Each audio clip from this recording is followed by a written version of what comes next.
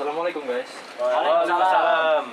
We've discussed quite a lot about morpheme before, and now we'll be discussing it, talking about it in our video to the audiences. Alright. It is our technique. Because as we study, right? Because our lecturer told us to do so. Yeah. Speaking of which, who are our audience? Our audience, Yeah. they are right there watching us. Well, hello. Look at them. Hola there, bros. Welcome to Adam's Links. Eradicating your disenlightenment, understanding linguistic. Bro, linguistic. That's not even a word in dictionary, right? Shut up, bro. I'ma just say whatever I want to say. It's our video anyway. Okay. Alright, let's start. Let's go down and get serious, because we will have a small talk about morphology. So, before we start, we will introduce ourselves first. Tell me your name. Okay, my name is Vicky Octavian Putra, NIM 023. Alright, the next one. Okay, my name is Rama Aswandi. You can call me Rama. My study number is 028. Okay, so my name is Satria Inova, student number 25. Can you please hold my phone and record me? Okay, sure. Just for a second, right?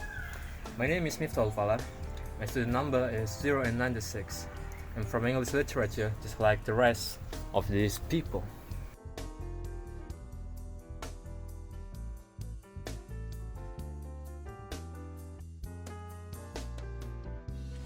So, first of all, have you all known what morpheme is?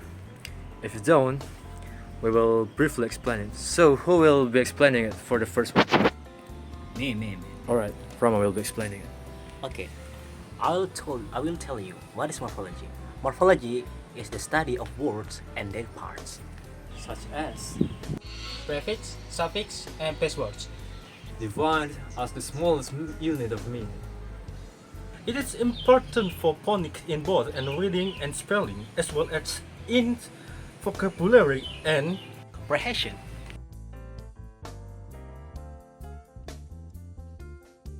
There are two main categories of morpheme. such as free morphemes. And bound morphemes. So, what is free morpheme?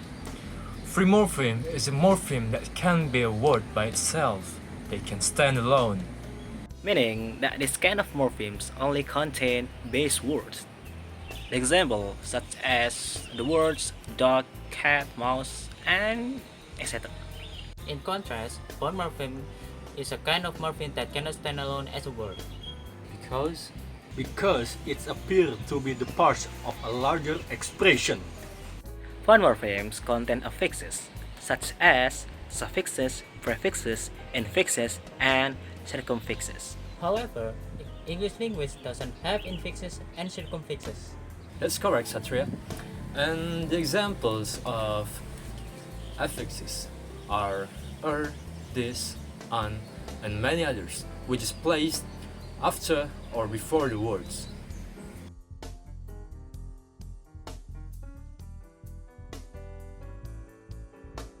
And for the free morphemes, we have two categories, such as lexical and functional morphemes. Lexical morpheme is a free morpheme that carries the content of our utterances. Such as noun, verb, adverb, and adjective. They are open class, which means that they can stand alone without the help of other words. The other category of free morpheme is functional morpheme. It is a morphemes that serve more grammatical role, like a connecting words within or across the sentence. Such as preposition, conjunctions, and articles. They are closed class. They cannot stand alone without any other words to be an understandable message. And now we are going to the next material, which is about the categories of bound morpheme. Bound morphemes is divided into two categories. Yes, correct. Which are inflectional and reversional morphemes. Inflectional morpheme is a morpheme which serves the grammatical role of a word. Yes, grammatical rule in this case means that this morpheme indicates tenses, quantity, comparison, etc. in the words inside a sentence. This morpheme cannot form new word. Examples of this morpheme can easily be seen by looking at our utterances before, like the words that we said, word, category, sentence, and many others that we add or also dissolve at the end of the words to show what their quantities are. It can also show what their tenses are, like if we tell what the third person in a sentence does in the present tense. We add like s or es after several words, such as says, does, kicks, loves, etc. Next is derivational morpheme. It is a morpheme that helps to create new words and has the ability to change the lexical category of words. Like in the word teach plus adjective suffix er, which explains a person who does teaching or having the profession, as a person who teaches students. Another example is in the word unhappy, which is added prefix un or on exactly before the base word, which is a free morpheme happy. For the real application, imagine if you were in a situation where you were being late getting into a class and someone asked you how you did manage to get in. You would say, I ran into the class quickly. What does it mean? The word quickly here is an expression to show how the speaker did the verb.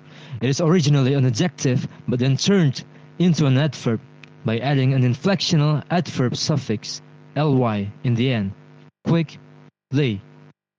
Alright guys, if you are able to answer this question, we guarantee that your lecturers will grant you a good grade in this material. Let's go!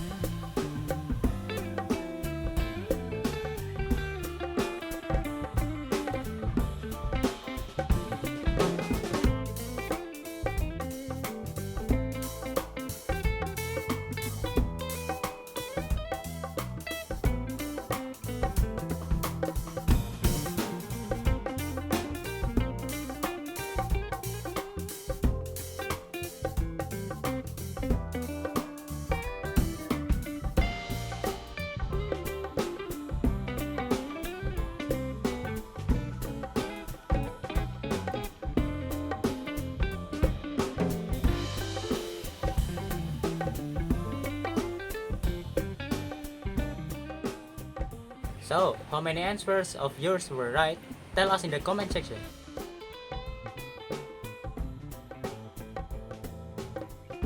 Thank you very much for watching, guys. We hope you like it.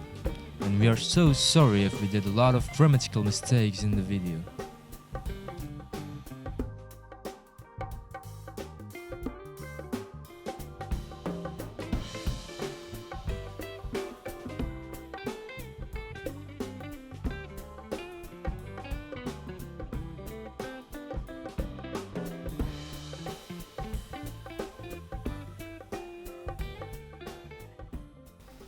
What is the topic of your discussion on morphology, and why did you choose the topic? Well, our answer is, the topic of my discussion on morphology is only the general knowledge. And why did I choose the topic is because we have seen a lot of our friends struggling in understanding morphology. So we used this chance to explain it in the video, to give them understanding, give an explanation. It could also help the others. What are the morphological processes in the data from your research? In some parts of our video in which we explained about the inflectional morpheme, we mentioned some words that have been affixed, like adding s after the word or adding an before the word. Therefore, the morphological processes in our data are mostly affixation. Are there any morphonemic processes in your data? Elaborate your answer.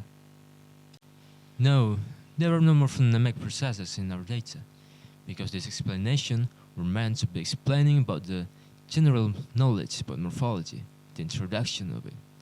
However, if it is asking about did we use it or did we apply it, yes, we did, but we did not explain it. Based on your data, how does morphology affect effective communication? Based on our data, morphology really affects the quality of our communication, since a single affix can change the meaning of the sentence.